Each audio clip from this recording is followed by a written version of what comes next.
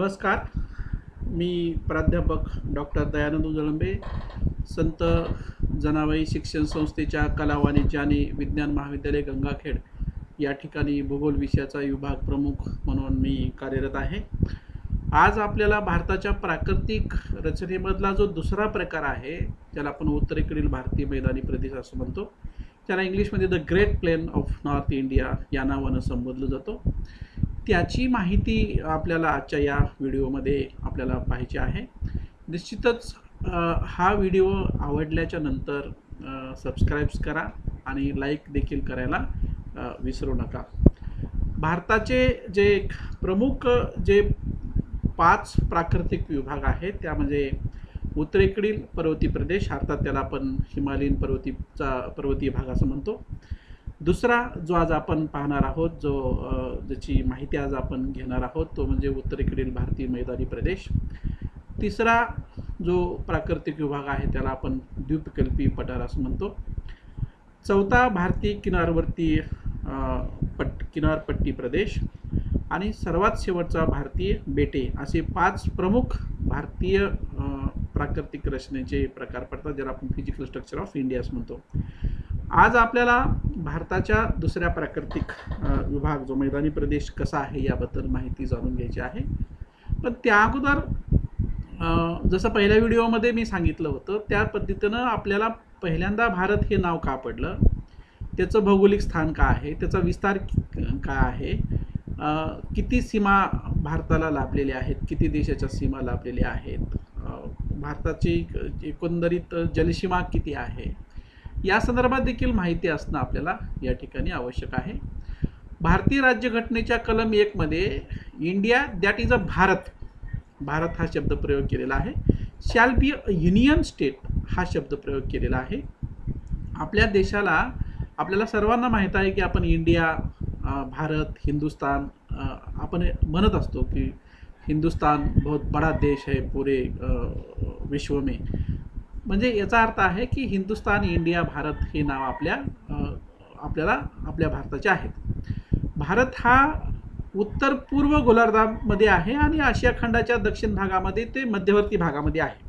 आता या ठिकाणी हा जो व्हिडिओ आपण हा जो मॅप आपण जे पाहतो आहोत, तर या मॅपमध्ये हा जो मी जगाचा नकाशा या ठिकाणी तुमच्यासमोर मी सादर केलेला आहे, त्यामध्ये ह्या इक्वेटरपासून उत्तरेकडचा जो भौगोलिक प्रदेश आहे त्याला नॉर्दर्न हेमिस्फिअर असं म्हणतात आणि इक्वेटर म्हणजेच विषुववृत्तापासून दक्षिणेकडचा जो संपूर्ण जो भाग आहे त्याला साऊदर्न हेमिस्फिअर असं म्हणतो. आणि ही जी प्राईम मेरिडियम आहे, म्हणजे मूळ रेखावर्त जे आहे, या मूळ रेखावर्तापासून पश्चिमेकडचा संपूर्ण जो भूभाग आहे पृथ्वीचा त्याला आपण पश्चिम गोलार्ध असं म्हणतो आणि या मूळ रेखावर्तापासून पूर्वेकडचा जो भौगोलिक प्रदेश आहे पृथ्वीचा त्याला आपण पूर्व गोलार्ध असं म्हणतो. आता भारताचं भौगोलिक स्थान जरी हे बघा, या ठिकाणी हे आपला भारत देश आहे, तर या विषुववृत्तापासून भारत काय आहे, उत्तरेकडे आहे आणि मूळ रेखावर्तापासून तो पूर्वेकडे आहे आणि भारताचं भौगोलिक स्थान हे उत्तर पूर्व गोलार्धामध्ये आहे. हे एक या ठिकाणी आपल्याला माहीत असणं आवश्यक आहे. आता अक्षवर्ती विस्तार आणि रेखावर्ती विस्तार हे बहुतांशी विद्यार्थ्याला कशा पद्धतीनं वाचावं आणि कशा पद्धतीनं अक्षवर्ती आणि रेखावर्ती विस्तार काढला जातो या संदर्भात बहुतांशी विद्यार्थ्याला माहिती नसते. जे जॉग्राफीचे स्टुडंट्स आहेत त्यांना प्रॉपरली हे माहीत असतं. साधारणतः अक्षवर्ती विस्तार आणि रेखावर्ती विस्ताराचा जेव्हा आपण अभ्यास करतो तेव्हा 8°4'28" उत्तर ते 37°6'53" उत्तर या 2 अक्षवर्ताच्या दरम्यान आणि 68°7'33" पूर्व ते 97°24'47" पूर्व या 2 रेखावर्ताच्या दरम्यान भारताचं भौगोलिक स्थान आहे. म्हणजे पहा की ही भारताच्या दक्षिणेकडे ही जी अक्षवर्ताची जी आडवी रेषा आहे कन्याकुमारीच्या दरम्यान, ही जी अक्षवर्ताची जी आडवी रेषा आहे ते अक्षवर्ताची मूल्ये आणि जम्मू काश्मीर हा जो केंद्रशासित प्रदेश आहे आता नव्यानं झालेला, तर या जम्मू काश्मीर केंद्रशासित प्रदेशाला चिटकून जी अक्षवर्ती रेषा गेलेली आहे, मूल्य आहे त्याचं, त्या 2 अक्षवर्ताच्या दरम्यान आणि भारताच्या पश्चिम बाजूला है ना, हे एक पूर्व पश्चिम बाजूला हा जो गुजरातचा कच्छ भाग आहे, तर या पश्चिम बाजूपासून पूर्वेकडचा हा जो अरुणाचल प्रदेशाचा भाग आहे तिथली जी रेखावर्ताचं जे मूल्य आहे, त्या दोन रेखावर्ताच्या दरम्यान भारताचं भौगोलिक स्थान आहे. साधारणतः भारताला बांगलादेश, चीन, पाकिस्तान, नेपाळ, म्यानमार, भूतान, अफगाणिस्तान ह्या 7 देशाच्या सीमा लाभलेल्या आहेत. 8वा जो देश आहे तो देश हा श्रीलंका आहे, परंतु त्या 2 देशाच्या दरम्यान समुद्र असल्या कारणामुळे शेजारील देश त्याला या ठिकाणी सांगितलं गेलं नाही. भारताचं एकूण भौगोलिक क्षेत्रफळाचा जेव्हा आपण विचार करतो तेव्हा 32,87,263 चौरस किलोमीटर इतकं भारताचं क्षेत्र आहे. भारताच्या पूर्व पश्चिम जर लांबी जर पाहिली की अरुणाचल प्रदेशामधील किबितू ते गुजरातमधील गुहरमोटा पूर्व पश्चिम जर लांबी जर पाहिली तर 2,933 किलोमीटर आहे. आणि भारताची दक्षिण उत्तर जर लांबी जर पाहिली तर जम्मू आणि काश्मीर, आता जम्मू आणि काश्मीर आता राज्य नाही राहिलं, आता ते काय आहे, केंद्रशासित प्रदेश आहे. जम्मू आणि काश्मीर या केंद्रशासित प्रदेशातील दबदार ते कन्याकुमारी तमिळनाडूमधलं भारताच्या दक्षिण किनाऱ्यावर हिंदी महासागराच्या एकदम किनाऱ्यावर, भारतीय भूमीच्या किनाऱ्यावर हे शहर कन्याकुमारी वसलेलं आहे. तर त्या कन्याकुमारीपर्यंतचा जो दक्षिण उत्तर जी काही लांबी आहे है ना, ती काय आहे 3,214 किलोमीटर इतकी आहे. परीक्षेला प्रश्न असा विचारला जातो की भारताची उत्तर दक्षिण लांबीपेक्षा पूर्व पश्चिम लांबी जास्त आहे का कमी आहे, या संदर्भात प्रश्न असे कन्फ्युजनली विचारू शकतात. त्यामुळं लक्षात घ्या की भारताची उत्तर दक्षिण लांबी ही कशी आहे, जास्त आहे पूर्व पश्चिम लांबीपेक्षा, आणि ती किती आहे 3,214 किलोमीटर इतकी आहे. भारताच्या मध्यभागातून कर्कवृत्त गेलेला आहे आणि ज्याला आपण ट्रॉपिक ऑफ कॅन्सर असं म्हणतो, 23.5 है ना, 23.5 डिग्री लॅटिट्यूड अक्षवृत्त है ना, कर्कवृत्त गेलेला आहे. यामध्ये गुजरात, राजस्थान, मध्य प्रदेश, छत्तीसगड, झारखंड, पश्चिम बंगाल, त्रिपुरा, मिझोरम या 8 राज्यामधून हा कर्कवृत्त गेलेला आहे. आता याची देखील या ठिकाणी मी भारतामध्ये हे जे ट्रॉपिक ऑफ कॅन्सर जिथून गेलेला आहे हे 8 राज्ये है ना, इथे ठिकाणी 8 राज्य दिलेले आहेत. आणि इथं UPSC मध्ये प्रश्न असा विचारला जातो किंवा पूर्वेकडून पश्चिमेकडे जाताना भारताच्या भारतभूमीतून पूर्वेकडून पश्चिमेकडे जात असताना भारतातून कोणत्या राज्यातून कर्कवृत्त गेलेला आहे किंवा पश्चिमेकडून पूर्वेकडे कोणत्या राज्यातून कर्कवृत्त गेलेला आहे, अशा पद्धतीची कन्फ्युजन टाकणारे प्रश्न हे विचारले जातात. विद्यार्थ्यांनी या संदर्भात माहिती घेणं अपेक्षित आहे. भारताला एकूण साधारणतः 7,517 किलोमीटर लांबीचा सागरी किनारा लाभलेला आहे. एकंदरीत भारताच्या भौगोलिक क्षेत्रफळाच्या 10.6% भाग हा पर्वतरांगांनी, 18.5% भाग हा टेकड्यांनी आणि 27.7% भाग हा पठाराने आणि सर्वात जास्त 43.2% भाग हा मैदानी व्यापलेला आहे. ही प्राथमिक माहिती आपल्याला भारताच्या प्राकृतिक रचनेच्या संदर्भात माहिती घेणं अपेक्षित आहे. उत्तरेकडील भारतीय मैदानी प्रदेशाचा जेव्हा आपण थोडक्यात अभ्यास करतो तेव्हा उत्तरेकडील भारतीय मैदानाला भारतीय गाळाचे मैदान, भारतीय मैदानी प्रदेश, महामैदान किंवा सिंधू, गंगा, ब्रह्मपुत्रा नद्यांच्या गाळाचे मैदान असे देखील संबोधले जाते. काय आहे ह्या मैदानी प्रदेशाचा विस्तार, हे पहा. हा जो खालचा जो नकाशा इथं दिला जातो की हा संपूर्ण हा जो भाग आहे हे राजस्थान, पंजाबचा भाग आहे, काही थोडासा हरियाणाचा भाग आहे, उत्तर प्रदेश, बिहार, पश्चिम बंगाल, आसाम, हे हा संपूर्ण ग्रीन कलरचा जो भाग आहे हा संपूर्ण काय आहे भारतीय मैदानी प्रदेशाचा भाग आहे. सिंधू नदीपासून ब्रह्मपुत्रा नदीतील गाळाच्या प्रदेशाचा हा भाग आहे. विशेषतः राजस्थान, पंजाबचा पश्चिम भागापासून पूर्वेकडच्या आसामपर्यंतचा हा मैदानी प्रदेश आहे. सरासरी याची लांबी 2400 किलोमीटर असून रुंदी किती आहे 100 ते 500 किलोमीटर इतकी आहे. परंतु जेव्हा ही रुंदीचा जेव्हा आपण अभ्यास करतो तेव्हा पश्चिमेकडचा जो मैदानी प्रदेशाची रुंदी आहे ती जास्त आहे. जसजसं पश्चिमेकडून पूर्वेकडे जावं तसतसं या मैदानी प्रदेशाची रुंदी कशी होत जाते, कमी कमी होत जाते. One of the best characteristics of north great plain of north India है ना. भारतीय मैदानी प्रदेशाचं क्षेत्रफळ किती आहे? 6,77,000 चौरस किलोमीटर क्षेत्र आहे. गंगा, सिंधू, ब्रह्मपुत्रा व त्याच्या उपनद्यामुळे तयार झालेल्या गाळाच्या संचयनामुळे हा भाग तयार झालेला आहे. म्हणजे 3 महत्त्वाच्या गंगा, सिंधू आणि ब्रह्मपुत्रा आणि त्याच्या उपनद्या, या 3 नद्यांच्या आणि त्यांच्या उपनद्यामुळे हा मैदानी प्रदेश तयार झालेला आहे. उत्तर भारतीय मैदानी प्रदेशाची निर्मिती ही हिमालयाच्या पायथ्याशी झालेली आहे आणि म्हणून सिंधू नदी प्रणाली, गंगा नदी प्रणाली, ब्रह्मपुत्रा नदी प्रणाली, या 3 नदी प्रणाली आपल्याला या प्रदेशातल्या महत्त्वाच्या प्रणाली आपल्याला पाहायला मिळू शकतात. भौगोलिक आधारावर उत्तर भारतीय मैदानी प्रदेशाचं वर्गीकरण आणि राजकीय आधारावर उत्तर भारतीय मैदानी प्रदेशाच्या वर्गीकरणाचा अभ्यास आपल्याला 2 प्रकारे करता येतो. भौगोलिक आधारावर एकूण 4 प्रकार आहेत. त्यापैकी पहिला प्रकार आहे तो म्हणजे भाबर. या नकाशामध्ये दाखवल्याप्रमाणे हा मॉडेल आहे. हा जो भाग आहे, हा भाग साधारणतः पर्वतीय प्रदेश असं गृहीत धरा. या आणि उत्तर जो आपल्या भारताच्या उत्तरेकडचा जो हिमालयी पर्वत आहे त्याच्या दक्षिणेकडच्या भागाला आपण काय म्हटलेलं आहे? शिवालिक, कमी उंचीचा हिमालयीन पर्वतीय प्रदेश. तर हा शिवालिक हिमालयीन पर्वतीय प्रदेश गृहीत धरा की या शिवालिक पर्वतीय प्रदेशामधून उगम पावलेल्या ज्या नद्या आहेत किंवा प्रवाहित झालेल्या ज्या नद्या आहेत त्या जेव्हा त्याच्या पायथ्याशी येतात तेव्हा तिथं वेगवेगळ्या पद्धतीनं दगडगोटे, लहान वाळूचे तुकडे जेव्हा साचतात तेव्हा त्या प्रदेशाला भाबर असं म्हटले जातं. त्या प्रदेशाला भाबर हा गाळाचा प्रदेश म्हटलेला आहे. जाडा भरडा दगड, गोटे, गाळ या प्रदेशामध्ये आढळतात. या प्रदेशाचं एक वैशिष्ट्य काय आहे की नद्या नाहीशा होतात. साहजिकच आहे की इथं काय आहेत? भरडा आहे, दगड गोटे आहेत, गाळ आहे.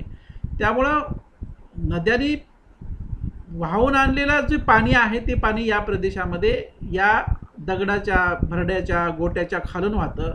त्यामुळं आपल्याला इथं नद्या लुप्त झाल्यासारख्या वाटतात. चीर, पाईन, साल इत्यादी वृक्ष या भागामध्ये आढळतात. भौगोलिक आधारावर उत्तर भारतीय मैदानाचा दुसरा प्रकार आहे तो म्हणजे तराई. भाबरच्या दक्षिणेला तराई प्रदेश आहे. या भागात गाळ लहान आकाराचा चिकन माती स्वरूपाचा असतो. म्हणजे भाबरमध्ये काय होतं की भाबरमध्ये दगडगोटे तिथं साचून पायथ्याशी साचतात आणि जे गाळ आहे ते पाण्यासोबत पुढे येतो आणि या तराई प्रदेशामध्ये ते संचित होत असतो आणि म्हणून चिकन मातीच्या स्वरूपाचा भाग आपल्याला तराई प्रदेशामध्ये पाहायला मिळतो. भाबर भागात लुप्त झालेल्या पाण्याचा प्रवाह तराई भागात मात्र परत आपल्याला दर्शनी स्वरूपामध्ये पाहायला मिळतो. त्यामुळे हा प्रदेश दलदलीचा झालेला आहे. सुपीक गाळाचं संचयन या भागामध्ये झालेले आहे. घनदाट वनस्पती आढळतात मात्र दमट हवामान या प्रदेशाचं वैशिष्ट्य आहे. त्यामुळे डासांचं प्राबल्य जास्त आहे. 1947ला पार्टिशन झालं भारत पाकिस्तानचं. तेव्हा पाकिस्तानमध्ये अनेक हिंदू जेव्हा भारतात आले त्यावेळेस मात्र तत्कालीन सरकारने हा जो तराईचा प्रदेश आहे या तराईच्या प्रदेशामध्ये त्यांना राहण्याची व्यवस्था केलेली होती. आज देखील त्या भागामध्ये हॅबिटाईट त्या ठिकाणचे लोक झालेले आपल्याला दिसून येतात. तिसरा जो प्रकार आहे तो म्हणजे भांगर. भांगर हा नदी काठच्या प्रदेशाचा जुना गाळाचा प्रदेश आहे. 2 नद्याच्या प्रदेशामध्ये जमा होणारा गाळाचा जो प्रदेश आहे तो प्रदेश हा आपल्याला भांगर या नावानं देखील ओळखला जातो. यासोबतच जलसिंचनाचे प्रमाण या भागामध्ये जास्त आहे. उत्तर भारतीय मैदानाचा बहुतांश भाग हा भांगर स्वरूपाचा आहे कारण ते जेव्हा गंगा त्याच्या उपनद्या, सिंधू त्याच्या उपनद्या, ब्रह्मपुत्रा त्याच्या उपनद्या जेव्हापासून त्या प्रवाहित आहेत तेव्हापासून या प्रदेशामध्ये गाळाचं संचयन मोठ्या प्रमाणात होत गेलेलं आहे आणि खूप मोठ्या प्रमाणात या भांगर मैदानी प्रदेशाची निर्मिती भारतामध्ये आपल्याला पाहायला मिळते. भांगर हा तुलनेने थोडासा सुपीक मैदानी प्रदेश आहे.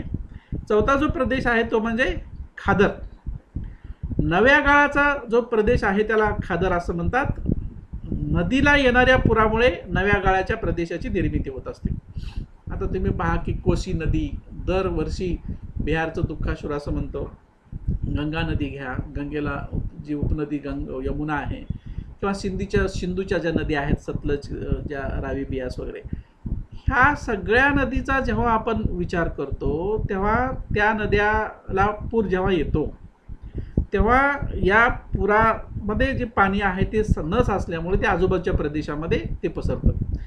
पण त्या पाण्यासोबत जो गाळ आहे तो गाळ तिथं संचित होतो. त्याला आपण नव्या गाळाचा प्रदेश असं म्हणतो. त्याला भौगोलिक परिभाषेमध्ये, भूगोलाच्या परिभाषेमध्ये त्याला खादर असे म्हटले जातं. त्याला काय म्हणतात? खादर असं म्हटलं जातं. उत्तर प्रदेश व त्याच्या आजूबाजूच्या प्रदेशामध्ये नव्या गाळाच्या प्रदेशाला खादर असं म्हणतात, परंतु पंजाबमध्ये मात्र या प्रदेशाला बेट असं म्हणतात. स्पर्धा परीक्षेला हा प्रश्न विचारू शकतो.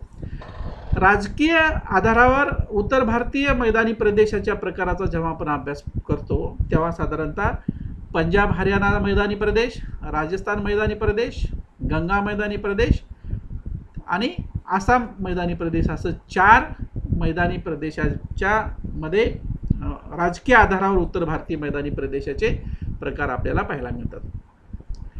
गंगा मैदानी प्रदेश हा गंगा नदी व तिच्या उपनद्यांनी गाळ संचयन केल्यामुळे सुपीक व विस्तृत अशा गंगा मैदानी प्रदेशाची निर्मिती झालेली आहे. आपण सर्वजण जाणताच की हा सर्वात मोठा प्रदेश आहे. एकंदरीत आपण जर पाहिलं तर जे 4 प्रकार आहेत त्यापैकी पहिला जो प्रकार आहे तो म्हणजे पंजाब हरियाणा प्रदेश मैदानी प्रदेश. सतलज, रावी, बियास या नद्यांच्या गाळाच्या संचयनामुळे हे मैदान तयार झालेले आहे. याचे 2 उपप्रकार पडतात. त्यापैकी पहिला प्रकार आहे गाळाचा प्रदेश आणि दुसरा प्रकार आहे तो म्हणजे वाळवंटी क्षेत्र किंवा प्रदेश. पंजाब हरियाणाच्या बहुतांशी भाग हा भांगर स्वरूपाचा अर्थात जुन्या गाळाचा आहे.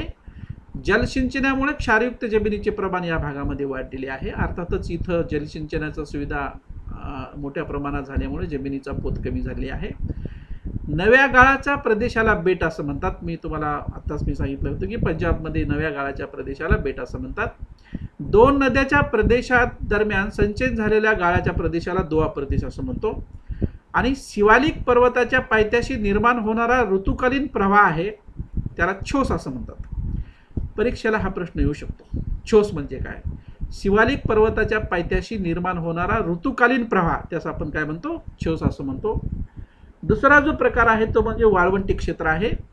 हरियाणामधील हिसार नावाचा जो जिल्हा आहे या भागामध्ये वाळवंटी मैदानी प्रदेश पसरलेला आहे. या भागात वाळूच्या लहान लहान टेकड्या आढळतात. पुढे हा भाग राजस्थानच्या वाळवंटी प्रदेशामध्ये विलीन होतो.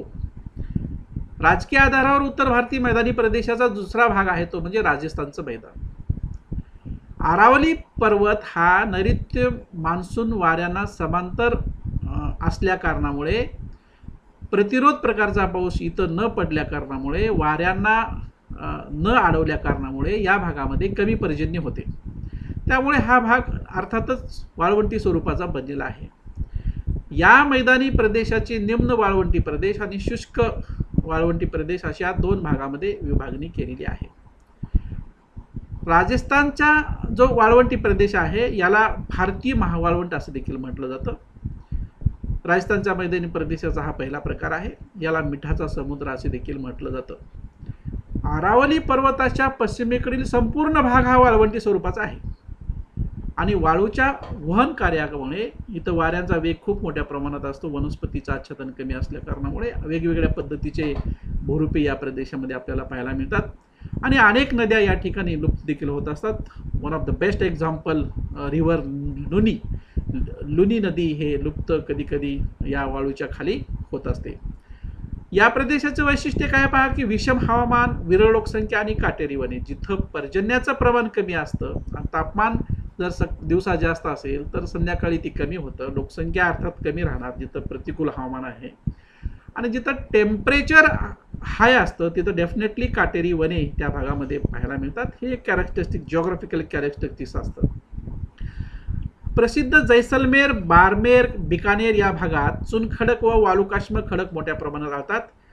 निम्न वाळवंटी प्रदेश अरवली पर्वताच्या पूर्वेकडील भागात पाण्याची उपलब्धता झरे, कालवे इत्यादी माध्यमातून झाल्यामुळे जमीन सुपीक होऊन शेतीयोग्य झालेली आहे. त्याला रोही असं म्हणतात. आताच मी तुम्हाला सांगितलं की याचे दोन जे उपप्रकार पडतात ते म्हणजे राजस्थानचा वाळवंटी प्रदेश आणि दुसरा निम्न वाळवंटी प्रदेश है ना, आणि अर्धशुष्क राजस्थानचा निम्न वाळवंटी प्रदेश आणि अर्धशुष्क अशा दोन्ही भागामध्ये विभागणी केली जाते. तर हा जो प्रदेश आहे निम्न वाळवंटी प्रदेशामध्ये झरे निर्माण झाले आहेत, कालवे आहेत, त्यामधून तिथं जमीन सुपीक झालेली आहे, त्याला रोही असे म्हणतात. या भागात सांबर, दिंडवाना, पंचमुद्रा सरोवरे देखील आपल्याला पाहायला मिळतात. सांबर सरोवर हे परीक्षेला खूप वेळेस प्रश्न विचारलेला आहे. सांबर सरोवर कोणत्या राज्यामध्ये आहे?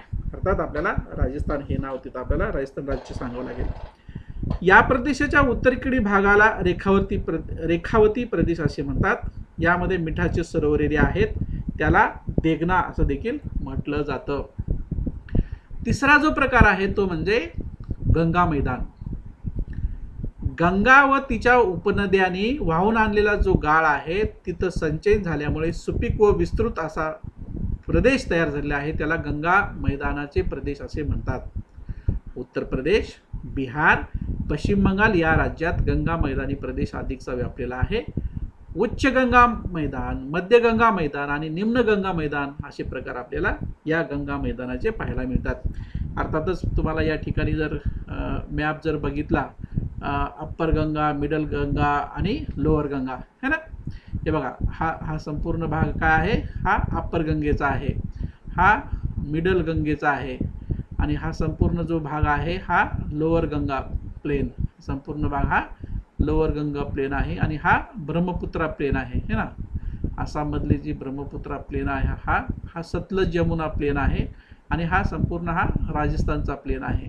तर एकंदरीत कोणत्या कोणत्या राज्यामध्ये ते मैदानी प्रदेश आहे त्यावरून अशा पद्धतीनं मैदानी प्रदेश आपल्याला सांगता येतात. तर हा जो गंगा मैदानी प्रदेश आहे त्याच्यामध्ये पहिला जो प्रकार आहे तो म्हणजे उच्च गंगा मैदान. उत्तर प्रदेश या राज्याचा समावेश यामध्ये होतो. 1,49,029 चौरस किलोमीटर क्षेत्र व्यापलेलं आहे. गंगा यमुना या नद्याच्या गाळ संचयनामुळे सुपीक मैदानी प्रदेश तयार झालेला आहे. पश्चिमेकडच्या मैदानी प्रदेशाला रोहिलखंडचे मैदान, तर पूर्व भागातील मैदानी प्रदेशाला अवध मैदान असे म्हणतात. हा प्रदेश शिवालिक पर्वताच्या पायथ्याशी असल्यामुळे भांबर आणि तराई स्वरूपाच्या रचनेचा आपल्याला पाहायला मिळतो. मैदानी प्रदेशाचा दुसरा प्रकार आहे तो म्हणजे मध्य गंगा मैदान. पूर्व उत्तर प्रदेश व उत्तर बिहार या राज्याचा समावेश यामध्ये होतो. 1,44,000 चौरस किलोमीटर याचं क्षेत्र आहे. कोसी नदीमुळे बिहारमध्ये पूर परिस्थिती निर्माण झालेली आहे. कोसी नदीला बिहारचे दुःखाश्रू देखील म्हटलं जातं, कारण खूप मोठ्या प्रमाणात पाण्याचा प्रवाह नेपाळी हिमालयामधून ही नदी येते आणि पुढं नंतर बिहारमध्ये खूप मोठ्या प्रमाणात प्राणहानी आणि वित्तहानी करणारी नदी म्हणून कोसी नदीकडे पाहिलं जातं. कोसी घागरा या नदीमुळे खूप मोठ्या प्रमाणात बिहारमध्ये पूर परिस्थिती निर्माण होत असते. मध्य गंगा मैदानातून नद्या संत गतीने वाहत असल्या कारणामुळे नागमोडी वळणे, नालाकृती सरोवरे, पूरतट ही भूरूपे निर्माण झालेली आहेत. नद्याला देखील वय असतं. नद्या ह्या तरुण असतात, नद्या ह्या प्रौढ असतात आणि नद्या ह्या वृद्ध असतात. आणि साधारणतः या भागातून म्हणजे बिहारमधून जेव्हा ही नद्या जातात तेव्हा या नद्या म्हणजे गंगा नदी जेव्हा जाते तेव्हा त्या नद्याचा वेग अर्थातच कमी होतो, त्यामुळे अशा पद्धतीचे लँडफॉर्म्स तयार होत असतात. तिसरा प्रकार आहे तो म्हणजे निम्न मैदान. गंगेच्या मुखाकडील मैदान यामध्ये पश्चिम बंगाल या राज्याचा पर्टिक्युलरली समावेश होतो. 80,000 चौरस किलोमीटर क्षेत्र आहे. पश्चिम बंगालमध्ये सुंदरबन या भागात त्रिभुज प्रदेशाची निर्मिती झालेली आहे. जगातील सर्वात मोठा त्रिभुज प्रदेश म्हणून या भागाला ओळखला जातो. उंच गवताळ क्षेत्राला केन ब्रेक्स असं म्हणतात. जलपैगुडी व दार्जिलिंग या जिल्ह्यात टेकड्यांच्या पायथ्याशी कमी उंचीचा प्रदेश तयार झालेला आहे, त्याला असं दुवार असं म्हणतो. सुंदरी ही मॅग्रोव्ह स्वरूपाची वने सुंदरवन या भागामध्ये आपल्याला पाहायला मिळतात. जांबी व गाळाची मृदा हे या मैदानी प्रदेशाच्या जमिनीचं काय आहे वैशिष्ट्य आहे. निम्न गंगा मैदानाचा काही भाग छोटा नागपूरच्या पठारात देखील समावेश आहे. या मैदानाला रारह असे देखील संबोधले जाते. खूप छोटी माहिती आहे ही, विद्यार्थ्यांनी हे लक्षात घेणं गरजेचं आहे की निम्न मैदानाचा काही भाग हा छोटा नागपूरच्या पठारात देखील समावेश आहेत. या मैदानाला रा-र-ह असे देखील संबोधले जाते. परीक्षेला हा प्रश्न येऊ शकतो. सुवर्णरेखा ही येथील प्रमुख नदी आहे. मी पुन्हा सांगितल्याप्रमाणे की नदी ही नद्यांनी वृद्धावस्था प्राप्त झाल्या कारणामुळे पूरतट, नागमोडी वळणे, नानाकृती सरोवरे है ना, हे बाह्यकारके या भागामध्ये पाहायला मिळतात. याबरोबरच दाट लोकसंख्या, रेल्वेचे जाळे खूप मोठ्या प्रमाणात विकसित झालेले आहे आणि कृषीसाठी पोषक वातावरण या भागामध्ये तयार झालेलं आपल्याला पाहायला मिळतात. आसामच्या मैदानामध्ये आसामच्या मैदानाला हा चौथा प्रकार आहे मैदानी प्रदेशाचा राजकीय आधारावर. या मैदानाला ब्रह्मपुत्रा मैदान असे म्हणतात. ब्रह्मपुत्रा व तिच्या उपनद्यामुळे वाहून आणलेल्या गाळामुळे हे मैदान तयार झालेले आहे. नद्यांनी वृद्धावस्थेमध्ये वाहून आलेला गाळ असल्यामुळे मैदानाच्या आजूबाजूला पर्वत टेकड्याची भौगोलिक रचना आढळते. आसाममध्ये पूर मैदान, नालाकृती सरोवर, त्रिभुज प्रदेश इत्यादी कारके आपल्याला पाहायला मिळतात. ब्रह्मपुत्रा नदीमध्ये माजुली बेट ब्रह्मपुत्रा नदी अंतर्गत असलेले जगातील महत्त्वपूर्ण बेट आहे. मिस्टर जाधव पायंग यांनी केलेलं काम हे या माजुली द्वीप समूहामधलं केलेले जे काम आहे ते अतिशय उल्लेखनीय आहे. क्षरण कार्यामुळे या माजुली द्वीपाची मोठ्या प्रमाणात झीज होत आहे. आसामचं मैदान हे जैवविविधता संपन्न मैदानी प्रदेश आहे. या भागात उष्णकटिबंधीय वर्षावने, पानझडी वने, गवताळ प्रदेश व दलदलीच्या प्रदेशातील सुंदरी वने आढळतात. म्हणजे वेगवेगळ्या पद्धतीच्या वनाचे प्रकार आपल्याला आसाम मैदानी प्रदेशामध्ये पाहायला मिळतात. हे एक अतिशय महत्त्वाचं वैशिष्ट्य आसाम मैदानी प्रदेशाचं आपल्याला सांगता येईल. या प्रदेशात राष्ट्रीय उद्याने व संरक्षित वने याचे क्षेत्र आपल्याला पाहायला मिळतं आणि त्यामुळं भौगोलिक विविधतेनं नटलेला प्रदेश म्हणून आपल्याला आसाम मैदानी प्रदेशाकडे देखील पाहायला मिळतं. एकंदरीत आपण आजच्या या पिरियडमध्ये या व्हिडिओमध्ये भौगोलिक आधारावर उत्तर भारतीय मैदानाचे वर्गीकरण आणि राजकीय आधारावर उत्तर भारतीय मैदानाचे वर्गीकरण असे दोन प्रकारे आपण वर्गीकरणाचा आपण अभ्यास केला आहे. आणि शेवटी उत्तर भारतीय मैदानाचा जेव्हा आपण विचार करतो याचं महत्त्व काय आहे, का अभ्यासायचं उत्तर भारतीय मैदानी प्रदेशाचं, तर सगळ्यात महत्त्वाची म्हणजे की द क्रिएट ऑफ फर्टाईन लँड, गाळाच्या संचयनामुळे सुपीक मैदानाची उपलब्धता ही या मैदानी प्रदेशाचं महत्त्वाचं कॅरेक्टरिस्टिक्स आहे. अतिशय सुपीक मृदा आणि पर्जन्याच्या अनुकूलतेमुळे शेती व्यवसाय या भागामध्ये खूप मोठ्या प्रमाणात विकसित झालेला आहे. विशेषतः पंजाब, हरियाणा हे धान्याचे कोठार म्हणून ओळखले जातं है ना. परीक्षेला इथं देखील प्रश्न, धान्याचे कोठार कोणत्या राज्याला म्हटलं जातं. गहू उत्पादनामध्ये हे क्षेत्र अग्रेसर आहे. 1960 आपण हरित क्रांती केली आणि त्यामुळे जलसिंचन, खताचा पुरवठा आणि रासायनिक खतांचा पुरवठा आणि रासायनिक खते आणि त्यासोबत कीटकनाशके आणि काही प्रमाणात इक्विपमेंट ह्या सर्वाच्या उपलब्धतेमुळे पंजाब, हरियाणामध्ये आपल्या देशामध्ये पहिल्यांदा हरित क्रांती झाली आणि पिकामधील विविधता, अन्नधान्यांचे भरमसाठ उत्पादन, रस्त्यांचं जाळं मोठ्या प्रमाणात निर्माण झालेलं आहे. लोहमार्गांचं देखील जाळं या भागामध्ये मोठ्या प्रमाणात निर्माण झालेलं आहे. राज्य, जिल्हा, राष्ट्रीय महामार्गाची जाळी या प्रदेशामध्ये मोठ्या प्रमाणात निर्माण झाल्यामुळे भारतामध्ये खूप जास्त लोकसंख्येची घनता जर कोणत्या प्रदेशामध्ये जर असेल भौगोलिक आधारावर तर मैदानी प्रदेशामध्ये आपल्याला पाहायला मिळते. आणि जिथं लोकसंख्या जास्त आहे, जिथं नद्यांमध्ये पाण्याचा पुरवठा आहे, गाळ सुपीक आहे, तिथं अर्थातच मानवी हॅबिटाईट, मानवाचा अधिवास त्या भागामध्ये होतो आणि त्यामुळं अनेक धार्मिक पर्यटन क्षेत्र विकसित झालेली आहेत. गंगा, यमुना नद्याच्या काठावर, विशेषतः गंगा नदीच्या काठावर अनेक धार्मिक पर्यटन स्थळं विकसित झालेली आहेत. एवढंच नाही तर खनिज संपदाने देखील संपन्न प्रदेश हा आहे. शेतीवर आधारित अनेक लघु कुटीर उद्योग या भागामध्ये वाव आहे.